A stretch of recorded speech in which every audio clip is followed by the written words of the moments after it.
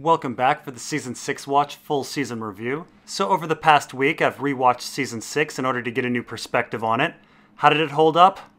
Well, honestly not well, and we'll soon get into that. Sure, the episodes had some great acting, wonderful stellar direction and cinematography, some pretty good CGI, and lots of action. And there was even a bunch of fan service and some really powerful moments. But you know, I've read over thousands and thousands of comments over the past 3 months, and you know what a single person has not defended about Season 6? The story. No one has defended the heart and soul of any piece of fiction. Imagine going to a restaurant and praising the service and the ambiance and the silverware and the presentation, but the food was simply horrible or lacked major ingredients. Now, I'm constantly accused of being a nitpicking, butthurt book fan, so I'm not going to mention the books at all during this review. The books only come into play in how I've grouped the stories, and I won't nitpick. I'll only talk about major story structures and themes. We won't talk about teleportation or jetpacks. And of course, these are all just my opinions. So let's talk about the various stories. We begin with Davos and Melisandre. Or, we need a new leader, how about this dead body?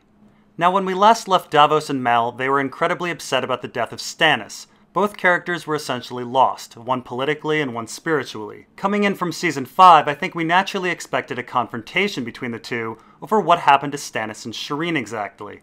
After all, the two spent 4 seasons following Stannis. But this confrontation and actually any discussion of Seasons 2 through 5 are put on hold. Davos instead finds Jon outside dead and takes it upon himself to guard the dead corpse. Melisandre joins them and is further devastated as the death of Jon makes her question the visions in her flames. So right from the get-go, the story is a bit jarring as Davos and Mel were heavily invested in Stannis and fighting the others, but switch quite readily to being invested in Jon's story despite Jon being, dead. And so oddly, Davos and Mel end up in a standoff with the Night's Watch, although why they're in a standoff is not really clear. Davos is quite prepared to die over this, even though he really has nothing to do with it.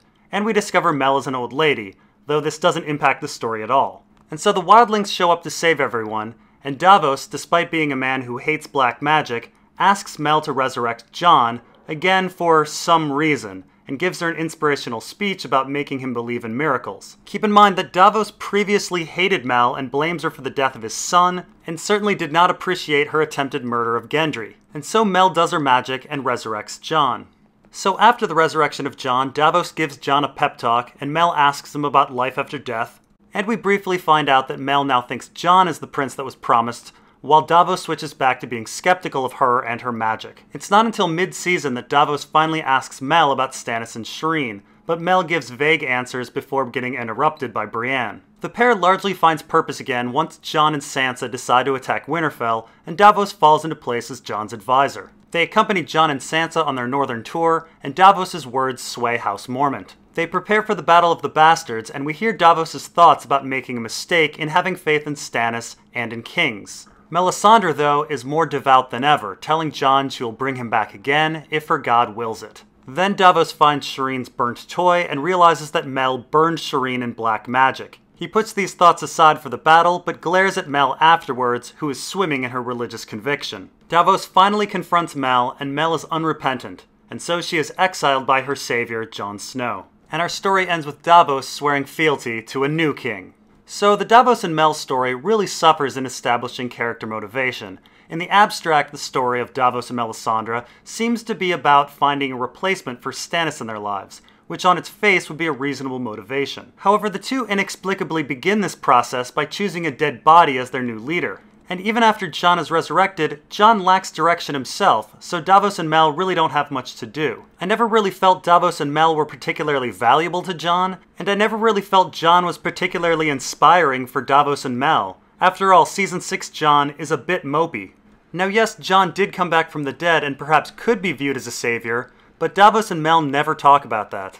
Additionally, Davos' change of character to being fine with Melisandre and black magic in general was rather off. And it was pretty puzzling why the two put off discussing Stannis and Shireen for so long. One thing that really irked me was Davos realizing that his big problem was having faith in kings, only to turn around and put faith in another king the very next episode. So Davos and Mel was an overall disaster. Was anything good about the story? Well, I did particularly like Davos' ability to talk to Lyanna Mormont, which made me think of his ability to talk to Shireen. And I really liked the idea of Mel finally finding her religious savior, only to be spurned by him. I think there was some wonderful irony in that, and I actually wish they played it up a little bit more. Our next story is the Sansa story, or the Invisible Queen. Our Sansa story begins on the heels of Sansa's escape. Sansa has been the so-called key to the North for 5 seasons, so I was expecting Ramsay's world to come crashing down on him. And the story certainly begins with elements of this. Ramsay mourns the death of Miranda, and he is told by Roose that he cannot hold Winterfell without Sansa. Ramsay's idea is to get Sansa back by attacking Castle Black, but Roose is against it, so he kills his father, Fat Walda, and her baby. Sansa, meanwhile, is on the run with Theon, is rescued by Brienne, and talks about how upset she is about her past treatment at Winterfell. And then it turns out Ramsay's poor political situation was completely overstated. The Umbers have joined Ramsay due to the wildling situation, and have brought Ramsay Rickon. Sansa eventually arrives at the Wall, and at this point Sansa switches to a new mission, retake Winterfell, and try to convince Jon to help her. But Jon is tired. And in some side stories, Littlefinger secures the Vale forces, and Osha is killed by Ramsay. So the big event that changes things is the pink letter arrives at the Wall. Ramsay claims he has Rickon, and Sansa is able to convince Jon to fight. Sansa then meets with Littlefinger in Molestown, and she demands answers about his Season 5 behavior, which he cannot really explain. He offers her the Knights of the Vale, which she turns down, and this dilemma really becomes the heart of the Sansa story. Sansa wants to make it on her own, but is really reliant on Littlefinger, a horrible man who she should hate for selling her to Ramsay. And so for the rest of the season, Sansa essentially deals with this situation. She sends off Brienne to fail at getting the Riverlands army, she fails at convincing the Glovers to join them, and she feels Jon is listening to Davos and not her, and rushing into battle. And so Sansa reluctantly reaches out to Littlefinger. In preparing for the battle, Sansa again feels marginalized, and so in the end Littlefinger brings in the Vale forces. He and Sansa save the day, and Sansa tortures Ramsay to death. And so afterwards, Sansa seems to have all the power she wanted, as Jon says Winterfell is hers. But Littlefinger warns her of Jon stealing her power, and sure enough, Jon is named king in the North over Sansa as Littlefinger looks on. So what is particularly off about the Sansa story is the political aspect of it. Ramsay is supposedly ruling over a precarious northern situation, but in fact, we find his hold on the North is quite secure. In fact, he doesn't need Sansa at all. In fact, thematically, the Sansa story seems to go from Sansa being the key to the North to abruptly Sansa being invisible. This is the woman that House has schemed over for 5 seasons, and now she's more or less forgotten. But if Sansa is irrelevant, there is a question to why Ramsay is even fighting this battle in the first place. One could argue because he's obsessed with Sansa or something, or maybe he wanted to collect the wildlings to kill them off to secure Umber support, but these arguments are never made on screen. Sansa's lack of interest in Rickon is also a bit off. Jon is motivated solely by the desire to rescue Rickon, but Sansa feels it's a lost cause. Jon then mourns Rickon, but Sansa never does. Is Sansa supposed to be seen as cold and distant from her emotions? Because that seems at odds with the various touching scenes that she shares with Brienne, and with Theon, and with Jon. Of course, Sansa keeping the Vale army a secret was utterly baffling as well. Is Sansa supposed to be seen as manipulative? If so, why? Did she fear Rickon and Jon's claim? If so, why would Littlefinger need to warn her later of something she already knew? I suppose one could argue that this season was about Sansa becoming a player like Littlefinger or Ramsay. But if that's the case, she's pretty darn inept. Every step of the way she failed to secure power, and in the end, she was completely reliant on Littlefinger. I feel like the Davos and Mel plot, the Sansa plot was forcing actions and motives in order to bring about the endgame of a Jon versus Ramsay brawl. But fundamentally, it just didn't work. Sansa cannot simultaneously be the key to the North and an overlooked afterthought. She cannot have touching scenes and a desire for home without actually caring about her family members. She cannot be seen as emerging as a player in the game while completely and utterly failing at it. So is anything good about the Sansa plot? Well, obviously Ramsay is a pretty great villain, and watching Iwan Rayon's portrayal of him is always great. His mourning of Miranda and his scene with Osha were particularly great scenes. Funny how Ramsay felt more for Miranda than Sansa did for Rickon. I really liked the supporting characters for the Sansa story, including the fearful Maester and Small John Umber, and it was great having Osha back. I would have really liked to have more time with them. Sophie Turner, though, could only do so much with what she was given. She had to play a victim who was bent on revenge, who was trying to manipulate things, but at the same time felt she was being marginalized, who also had heartfelt reunions, but at the same time perhaps didn't trust the people helping her. Her character was all over the place, and I didn't sympathize with her at all. And that's a pretty tough criticism considering how much she went through last season. I didn't care if she succeeded at all. Next is the story of Theon and Yara, or The Phoenix's Groundhog's Day. When we last left Theon, he was jumping off the walls of Winterfell, having finally awoken from his Reek character. He was a new man. He tries to lead Sansa to safety and selflessly tries to create a diversion so Sansa can get away. His hero story, though, is interrupted by Brienne. Theon decides he needs to head home to the Iron Isles rather than face Jon at the Wall. Meanwhile, back on the Iron Isles, Yara is lamenting their misguided war and defending her decision to try to rescue Theon. Euron creepily returns and kills Balon, and then we find out there will be a Kingsmoot, even though Balon and Yara believed Yara to be the heir. Theon returns and Yara kind of abuses him, regressing him emotionally. Yara actually convinces Theon that he was to blame for Yara's botched rescue attempt, and tells him that it was her men that were lost, when in fact they were not her men. And so Theon decides he wants Yara to rule the Iron Isles instead of him. So at the Kingsmoot, in a reversal, Yara speaks in favor of a renewed war, but the crowd fails to accept her because she's a woman. And so Theon again emerges from his shell and gives a moving speech on Yara's reaving ability. The Kingsmoot, though, is hijacked by Euron, who admits to kinslaying and wins the Kingsmoot by claiming he'll marry Daenerys. He wants to kinslay more, but Theon and Yara escape to Slaver's Bay. Once in Volantis, Theon once again regresses, but Yara yells at him and he once again emerges from his shell. And then in Slaver's Bay, Theon again regresses emotionally, as Tyrion convinces Theon that he was mean to Tyrion, when in fact it was the reverse. Yara and Theon ask for an alliance with Dany, and she agrees as long as the Ironborn give up reaving, which Yara agrees to. We last see Theon and Yara proudly heading to Slaver's Bay with Dany. So the Ironborn story this season really suffered from Theon and Yara being rather schizophrenic. Keep in mind, Theon's arc last season was for him to emerge from his Reek character and become Theon again. And this season, Theon did that again, and again, and again. Theon has now emerged from being Reek 4 times, once at Winterfell, once at the Kingsmoot, once in Volantis, and once leaving Slaver's Bay. I guess one can argue that progress doesn't happen all at once, but that doesn't explain Yara's behavior. Yara is simply baffling, starting out for peace, then pushing reaving, and then reluctantly accepting peace again. And she vacillates between caring for Theon and abusing him just as much. Theon's willingness to advocate for Yara's reaving is also a tough pill to swallow. The guilt Theon feels over his days of conquest are overwhelming, and he continues to express this guilt to Sansa, in Volantis, and in Slaver's Bay. Why would a man who is so done with killing and conquest advocate for reaving on the Salt Throne? The Ironborn plot just also felt like a wasted opportunity. We know Theon mainly in cold and dreary surroundings. It would have been really fun to see him in the sunny locations of Slaver's Bay a bit more. Or imagine how fun it would have been if they found a Red Priest floating in Slaver's Bay. I would have paid good money to see Yara and a Red Priest argue religion. And I definitely wanted to see more of Euron. This is a villain that killed Theon and Yara's father and stole their home, but he seemed so unintimidating at the Kingsmoot. Why should this man be so feared? Because he claims he will build 1,000 ships? I think worst of all, I didn't care about Yara and Theon's success. Yara is a big jerk who abuses Theon. And she wants to increase reaving. Why should I care if she succeeds? So Theon can have a place to crash and be abused by Yara for the rest of his life? So what worked well? Well, obviously Gemma Whelan and Alfie Allen are 2 of the best actors on the show, if not the 2 best actors. So every scene they're in is a joy to watch, and I really did enjoy Euron's entrance to our story on the bridge. I wish that creepiness, insanity, and power had transitioned into his follow-up scene in the Kingsmoot. I really feel they should have added some of the mystery of his foreign travel to the character. Which brings us next to the Brienne story, or the Invisible Queen's Shadow.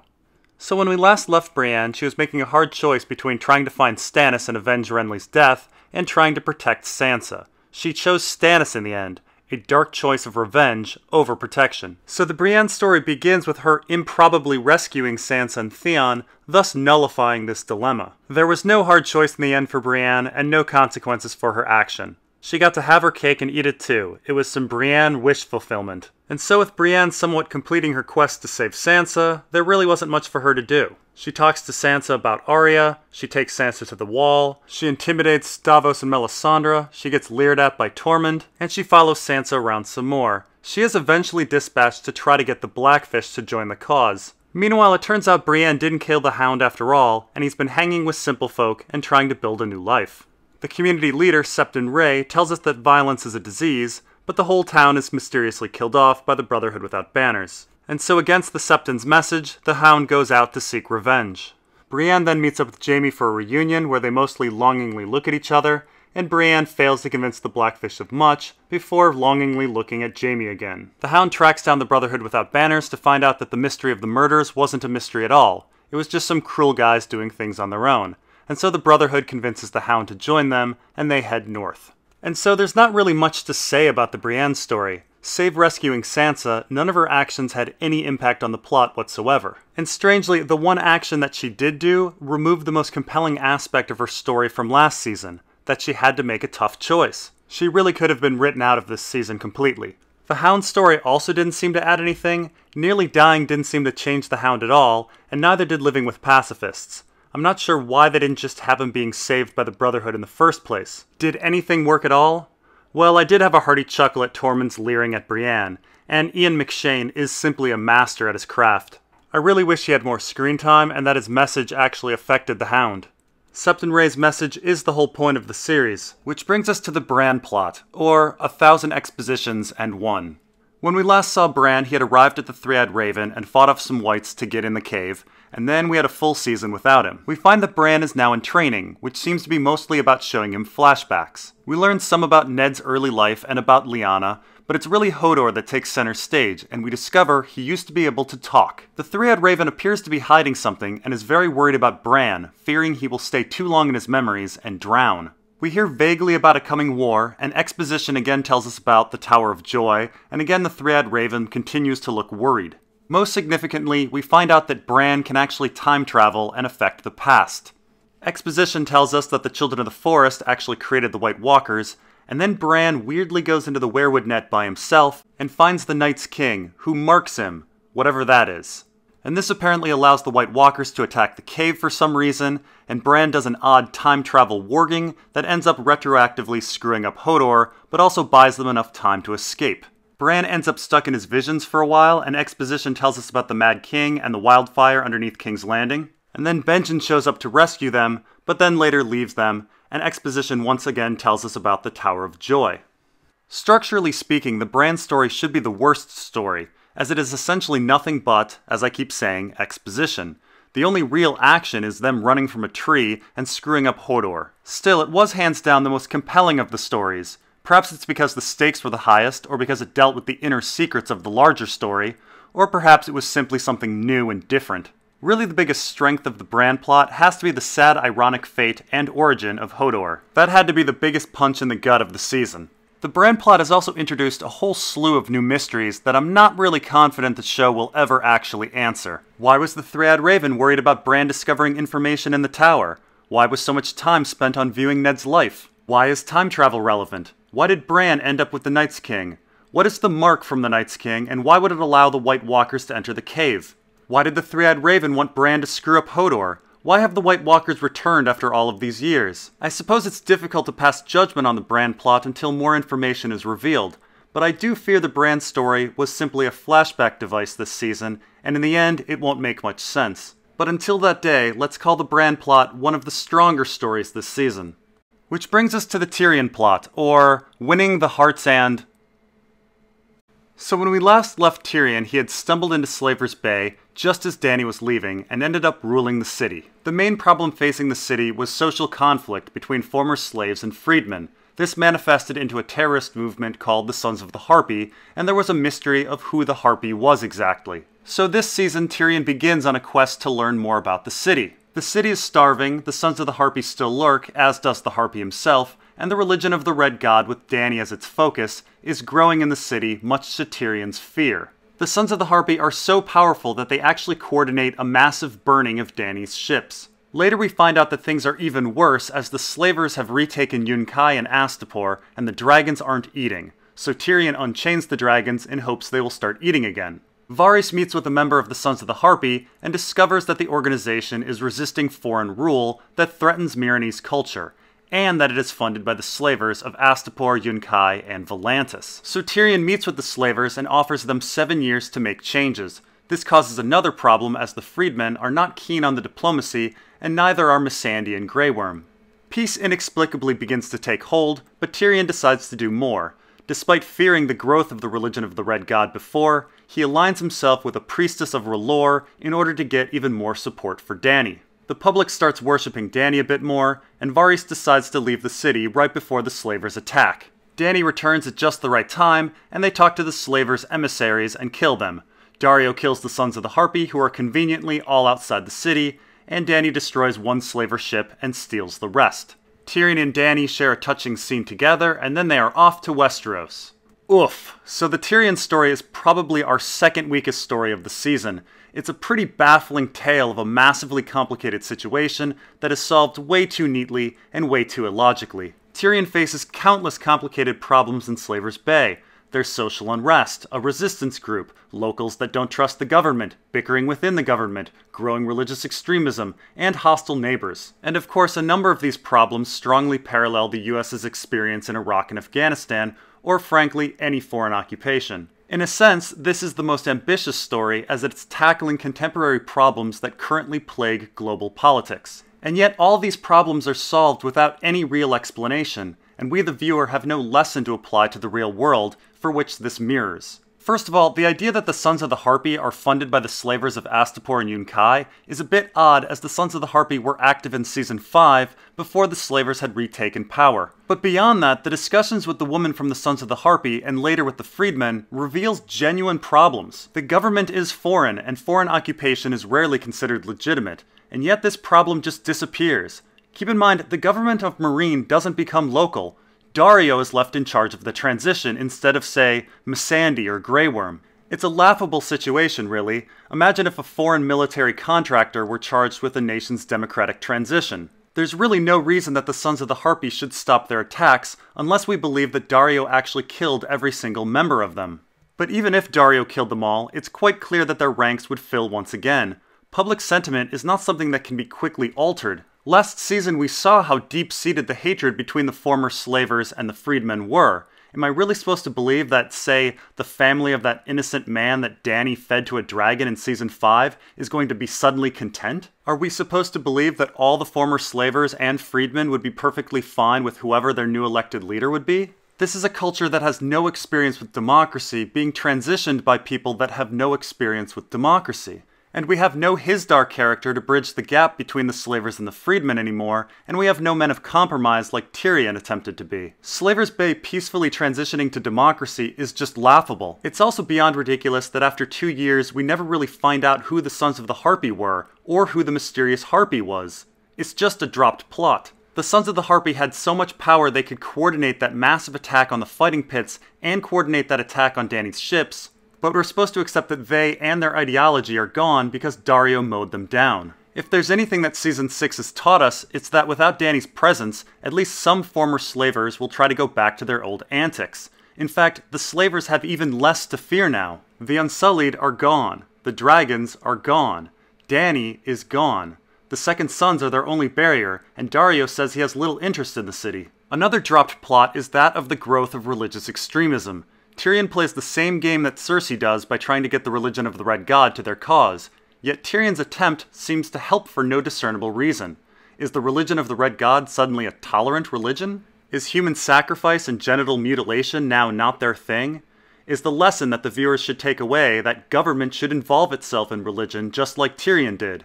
And what's most enraging about these dropped plots is that so much time was wasted with awkward scenes between Tyrion, Missandei, and Grey Worm.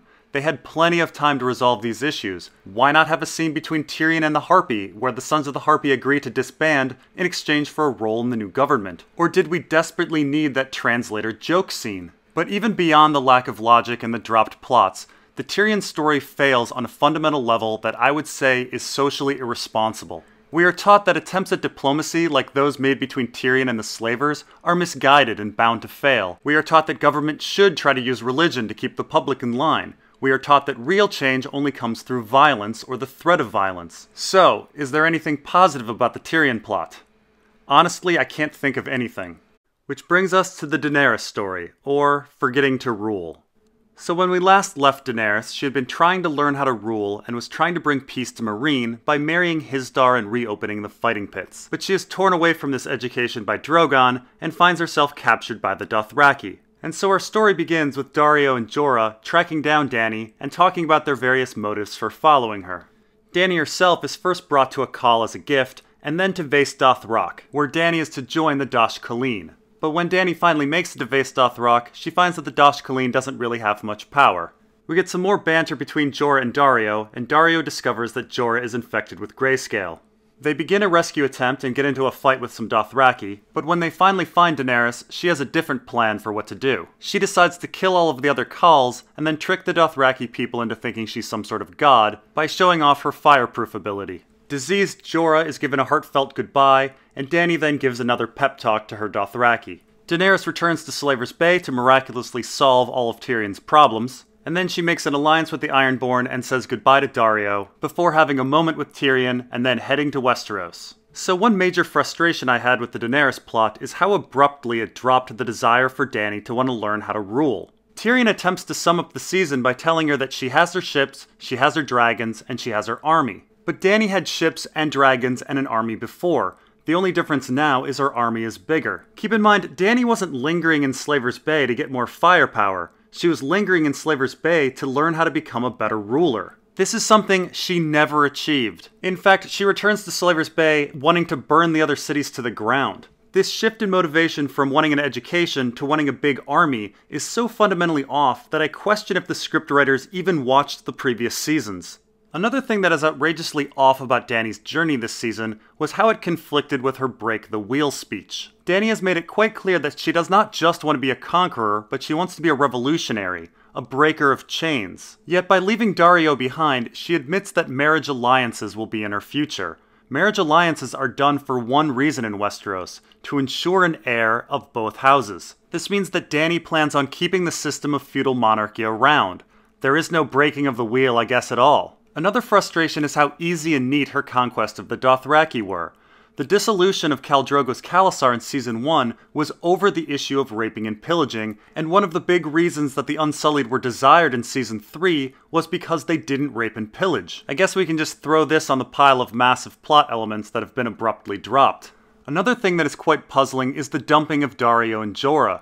Why were we given so much time into the inside of these men and their loyalty if Dany was just going to drop them? So did anything work? Well, I actually ended up enjoying the buddy Daario-Jorah journey more than I thought I would, and warmed up to the character of Daario quite a bit. I'm actually really sorry they left him behind in Meereen. Interestingly, the Daenerys story is accidentally an inspirational story about Daario. Daario speaks fondly about wanting to see this new world that Dany creates, only to be thrust into a position where he himself has to create that new world. Dany, ironically, is going off to destroy and not create. I don't think the writers intended this or even thought about this reversal, but it accidentally was a very cool ending for the Daario character. And although it was at odds with the Dothraki behavior in the first season, I actually liked the supporting Dothraki characters this season. I thought they were funny and interesting, and actually they were a real joy to watch. Which brings us to the Arya plot, or... When we last left Arya, she had violently stabbed Meryn Trant, and is now being punished and trained while being blind. The waif arrives and beats up Arya, and then comes back and beats up Arya again. Jaqen arrives and offers Arya her eyes back if she speaks her name, but Arya refuses. Arya's tenacity impresses Jaqen, and she's admitted back to the House of Black and White. At the house, Arya continues her fight training with the waif, and learns how to smell poisons. Eventually, Arya's trust is tested, and she drinks some water thinking she might die, and gets her eyesight back instead. And then she does some more fighting. Eventually, Jaqen gives Arya a target, Lady Crane, who happens to be an actor in a play all about Arya's family. Arya decides that the woman is a good person and protests the kill a bit, but Jaqen says that people's characters are irrelevant. Arya returns to kill Lady Crane, but then changes her mind at the last minute. The waif tattles on Arya, and the waif is assigned to kill her. Arya then goes into hiding. Then Arya is out of hiding and brazenly tries to book passage home. It's a misstep for Arya, and the waif stabs her. Arya is able to make it to Lady Crane, who stitches her up, and the two talk about Arya's desire to travel the world and how Lady Crane mutilated the woman that tried to kill her. The waif finds them, kills Crane, and there is a huge chase scene. Arya ends up killing the waif and then returns to Jaqen, who tells her that now she is no one. Arya, though, tells Jaqen that she's Arya Stark and that she's going home. She shows up with the twins, murders Walder Frey's sons, bakes them into a pie, and then kills Walder. So, what can I honestly say? The Arya story is so ridiculously bad that it's difficult to even compare it to the rest of the season or the series. It's not really worth analyzing. The logic holes, the switches in motivation, and the complete abandonment of any sense of realism makes it not even a story. I would say it's a cartoon, but at least I know what Wile E. Coyote wants. At times it felt like the Arya story was edited out of order. It was just that baffling. Some compare it to the travesty of Season 5 Dorne, but at least with Season 5 Dorne, the Sand Snakes were fairly consistent characters and didn't regenerate. I mean, why does the Waif hate Arya? And what was so great about Lady Crane that Arya felt she needed saving? Because later Lady Crane mutilates someone. And why does Arya go into hiding and then brazenly out of hiding unarmed? And what exactly does Arya even want? Because this season she says she wants to travel the world, and then she says she wants to go home, and then ends up going to the twins to do the most fucked up torture revenge porn possible to Walder Frey. And why were they giving Arya so much combat training and blind combat training when their assassination methods seem to be sneaking into someplace and giving someone poison? Nothing about the story makes any sense, even in the most abstract sense. Is the Arya story about the ills of revenge? If so, why is all this time spent on painting Walder Frey and Meryn Trant as objectively evil? Is Arya about delivering justice to evil characters? If so, why is Arya so personally invested, and why does she go so overboard? And what on earth does the House of Black and White even believe? Why did Jaqen claim that Arya had become no one at the end? And why did he smile at her complete rejection of the House of Black and White? Let's say for the sake of argument that Arya is a death bomb that Jaqen is dropping on Westeros. How could he have possibly guessed that Arya would survive her stabbing? And holy crap, the stabbing and the jumping and the sprinting, it's exhausting just to think about what a mistake the Arya story was this season. So let's just move on. Which brings us to the Cersei plot, or I love my children. Fooled you, I've been a hedonist the whole time. When we last left Cersei, she had survived her walk of shame and was presented with the Mountain as her defender for a trial by combat by Qyburn. Cersei's rival Margaery still remained imprisoned, and we wondered what exactly the High Sparrow was up to. It is King's Landing after all, and we expect some big scheming. So our story begins with Cersei joyous to see her daughter return, only to find out that Myrcella is dead. Cersei mourns and talks about how good Myrcella was, and laments her own negative qualities before revealing that prophecy foretold all of this. Meanwhile, the High Sparrow tries to convert Margaery and tells her she isn't perfect, the Mountain kills a man, and Cersei is barred from her own daughter's funeral. Tommen comes to apologize for that, and he and Cersei seem to make up. Qyburn then recruits Varys' little birds, and Cersei tells Qyburn that she wants spies everywhere, and then tries to join the small council where she is refused. The High Sparrow then tries to convert Tommen and eventually tells Tommen a secret, and then the High Sparrow tries round 2 with Margaery, where he tells her how he partied once and how it sucked. Margaery is then shown Loras, who is broken, and she tells him to be strong. Tommen then goes to Cersei and tells her the High Sparrow's secret, which Cersei then blabs to the small council.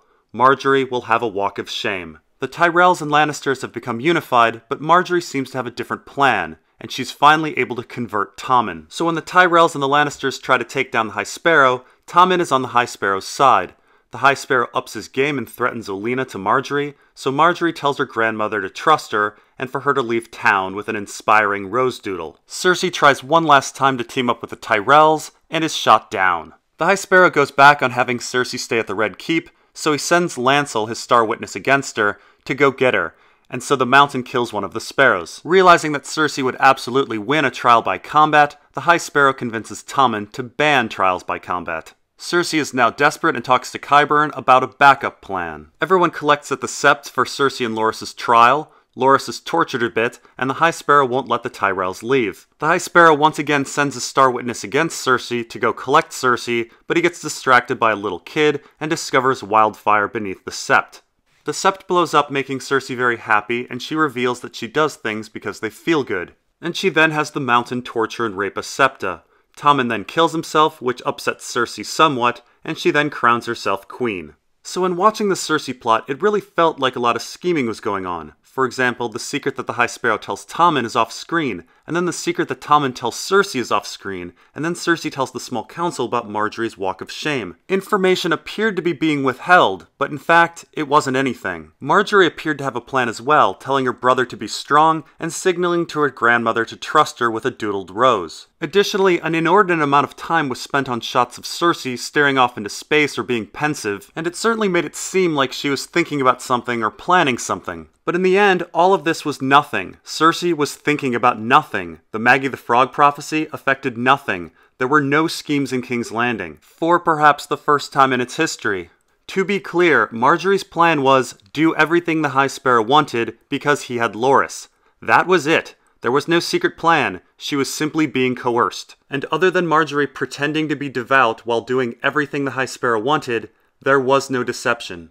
And wicked scheming Cersei?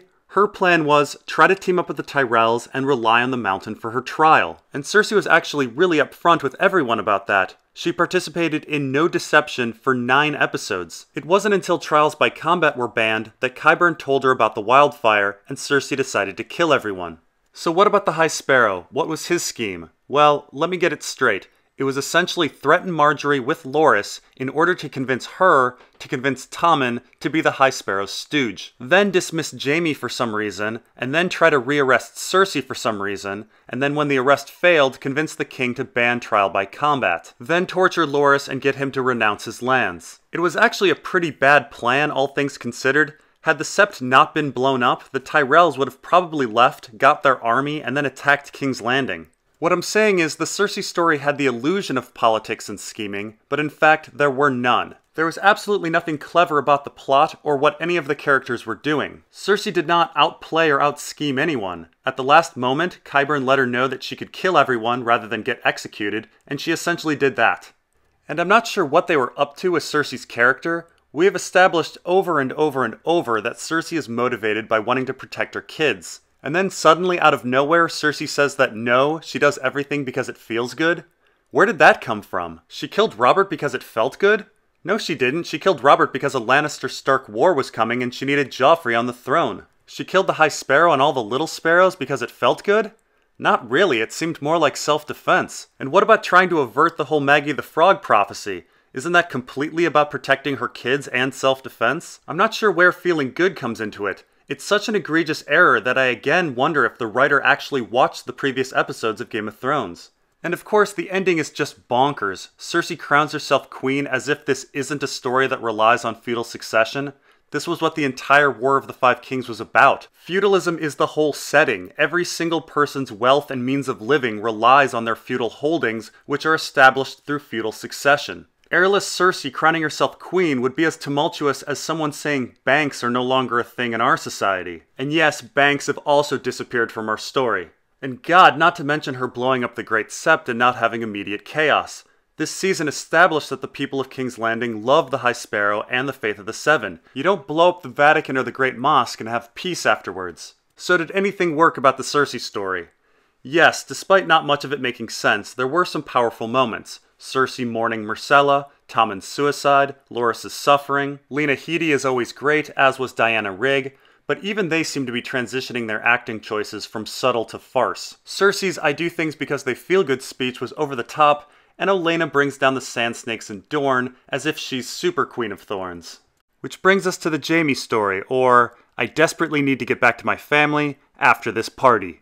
When we last left Jaime, he was watching his daughter die after having the only parental moment of his life. And so the Jaime story opens with him feeling he failed his daughter, professing his love for Cersei, and expressing a desire to get everything back for the Lannisters. And so the Jaime story is framed as a desire for family. And so next we find Jaime attempting to act like a father to Tommen, and getting Tommen to reconcile with Cersei. Jaime then faces off against the High Sparrow, and the High Sparrow gives a speech about not fearing death. Jaime confesses his sins, but the Sparrow takes no action, but instead flexes his power, and shows his numbers, and talks about how the poor together can overthrow an empire. Jaime then assists Cersei in trying to join the Small Council and failing, and then assists Cersei with her more successful attempt to team up with the Tyrells. And so Jaime goes off to the Sept to storm it and rescue Loras, but finds out that his son has become the stooge of the High Sparrow.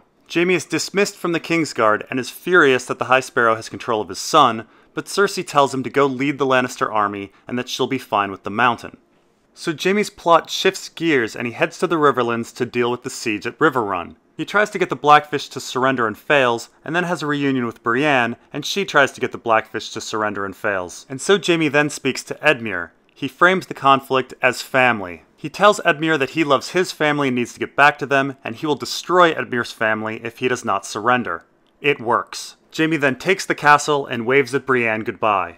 Jaime then attends a party at the Twins for some reason, even though he just told Edmure that he was desperate to get home, and he talks some trash to Walder Frey. He arrives home at King's Landing to find that his son is dead, and that Cersei has gone mad. Looking back, the Jaime plot may be the strongest story of the season. The death of Myrcella changed Jaime into wanting to become a family man. Previously he cared little for his children, but now he wants to be a father and a husband. I was actually very invested in Jaime and wanted him to make peace with the Tyrells, take down the High Sparrow, and rescue his son. I felt his anger and frustration when he was dismissed from the Kingsguard and exiled, and I thought his face-off with the Blackfish and his meeting with Edmure were two of the best scenes in the entire season. And again, paralleled with his heartbreak last season, his heartbreaking return to King's Landing was again powerful. There was one major misstep, and that was him going to the twins. Cersei was facing a trial and the High Sparrow was manipulating his son. There was no reason Jaime should have attended this party when he was desperately trying to get home. And at this party, he actually insults Walder Frey and hinders Lannister-Frey relations. But that aside, I thought the Jaime story was great, with him showing that he is a stronger diplomat than he is a general.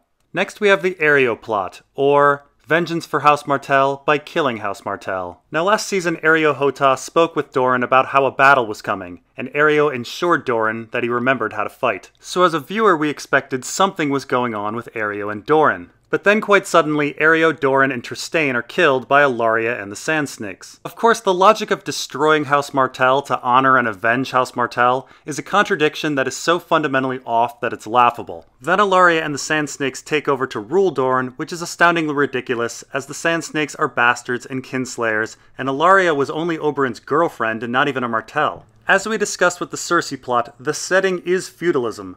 I could go on and on about this, but I don't think anybody out there is defending the logic of Dornish succession. But even beyond this, the idiocy of the Dorne plot comes from a ridiculous effort to portray quote-unquote strong women, which is ironically done in the least feminist way possible. Ellaria says Dorne will never again be ruled by weak men. Of course, the whole idea of feminism is to criticize the power imbalance between men and women. A power imbalance that too often leads to violence. So Ellaria's criticism of Doran is just honestly offensive. She is bafflingly upset that the men in her life are not powerful or violent enough, and she is somehow empowered by committing violence upon non-violent men. Now the show could have simply framed Ellaria as a violent person who happens to be female. But no, the writers purposely made this a gender issue. Dorne will never again be ruled by weak men. It's a backward, perplexing gender statement. It makes me wonder if they're trying to be ironic. Anyway, the Sand Snakes then join Dany, whose hand is a Lannister, and who they should hate just as much as Cersei. But whatever, this might as well be Aqua Teen Hunger Force. So was there anything good about the Dorne plot? I guess Olenna insulting and shutting down the Sand Snakes? It would have been a bit better if she had a zinger for Ellaria as well, but we'll take what we can get. And then there's the Samwell plot, or my father is an honor-obsessed psychopath, except when he's not. When we last left Sam, he was off to the Citadel to learn war, healing, and history that can help in the battle against the White Walkers. Jon actually makes a joke that the Citadel will make him swear off women, and Sam replies that they can better well try. But when we pick up with Sam's journey, Sam has lost his confidence in bringing Gilly to the Citadel, and has lost any sense of urgency, really. He instead figures Gilly, a low-born girl who Sam has broken his Night's Watch vow with, will be safe at his honor-obsessed psychopath father's house. This is the same man who threatened to murder Sam on a hunt and frame it as a hunting accident. Keep in mind, there was nothing wrong with Sam's ability to father children, pass on the Tarly name, or function as a feudal lord.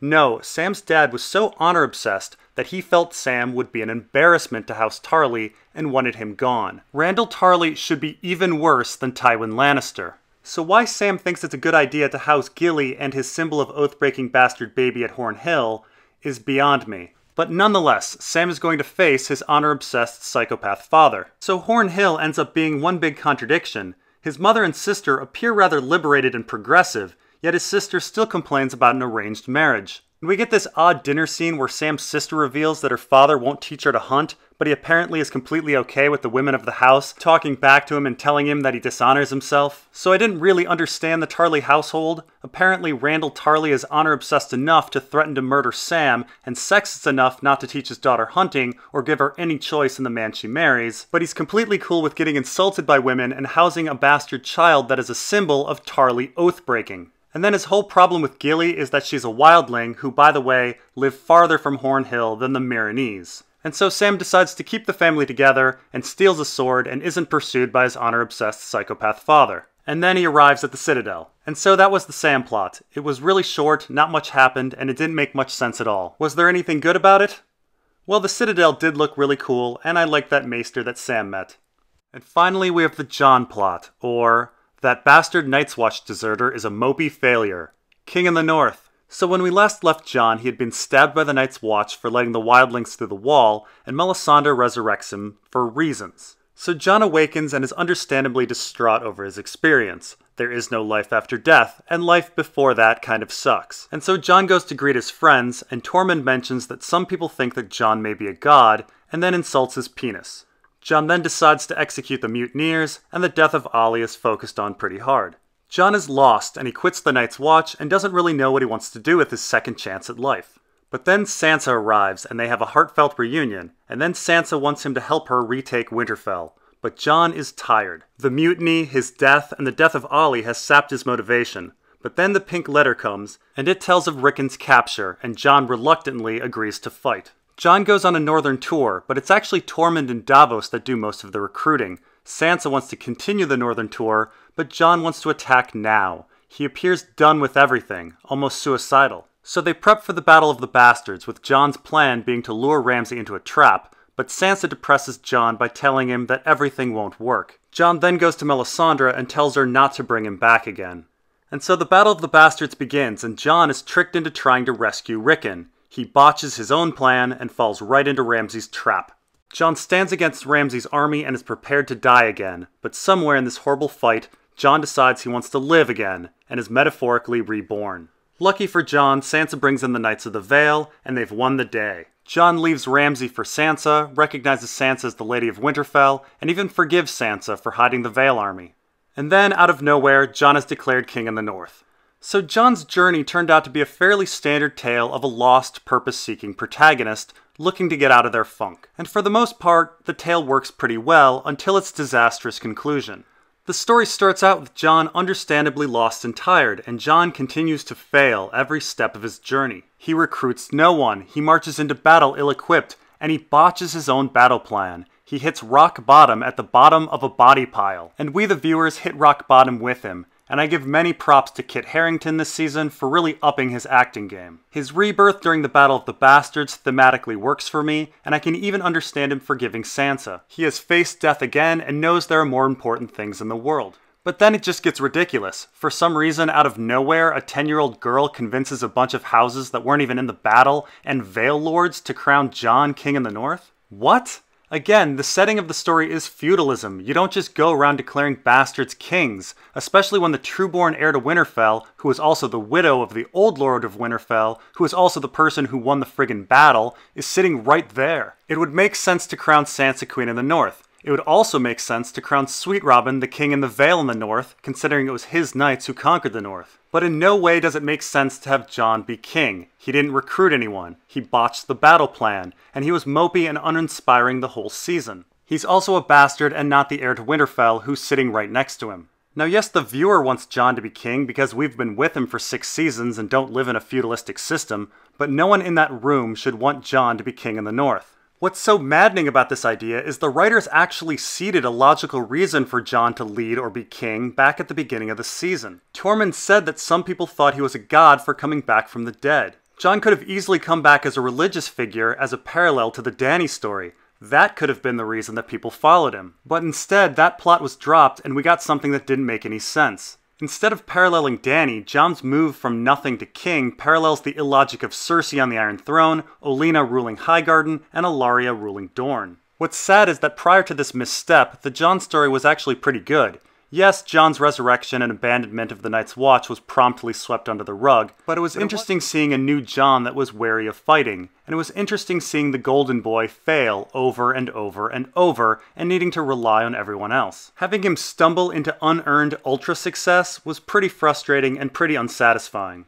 And that's it, that's the whole season, and why, in my opinion, I think it's the worst season of Game of Thrones, and why specifically episode 10 is the worst episode. It was that episode that spoiled so many other stories, namely the Jon and Cersei stories, and finished the season with unforgivable ridiculousness. It's as if that episode didn't take place in the same setting as the rest of the series. Anyway, thanks for staying with me on this extra long review, and thanks for letting me rant. We can finally put Season 6 to rest and move on to bigger and better things. Thanks for watching, and we'll see you next time.